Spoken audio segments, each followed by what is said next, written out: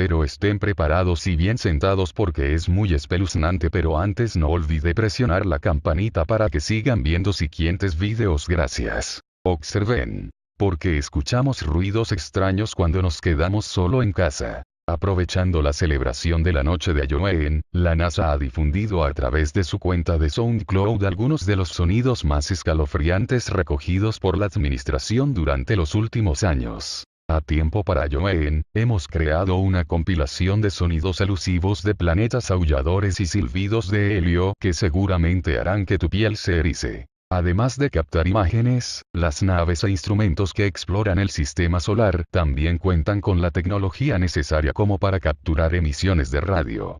Tras convertir estas emisiones en ondas sonoras, los científicos son capaces de dar sonido a lo recogido anteriormente por las naves, con escalofriantes resultados. Los sonidos más escalofriantes del sistema solar. Esta lista de reproducción, compuesta por 22 pistas, cuenta con sonidos asombrosos como el rugido de Júpiter, las emisiones de radio de Saturno, las ondas de plasma y el sonido dejado por el cometa Tempel 1. Junto a cada uno de los sonidos, la NASA explica el origen de los mismos y cuándo se produjeron. Sobre el rugido de Júpiter, la NASA revela que fue recogido en junio de 2016, cuando la nave espacial Juno cruzó el límite del inmenso campo magnético del planeta. Este sonido representa el momento en el encuentro entre Juno y el arco del choque de Júpiter. Capturar este momento es posible gracias a la sonificación de datos. Otros sonidos característicos. En lo que respecta a las ondas de plasma, la administración explica que, gracias al instrumento EMPHISIS, incorporado en las ondas Van Allen, fueron capaces de registrar este sonido que se asemeja al de las rugientes olas del océano. La NASA también ha explicado las emisiones de radio de Saturno.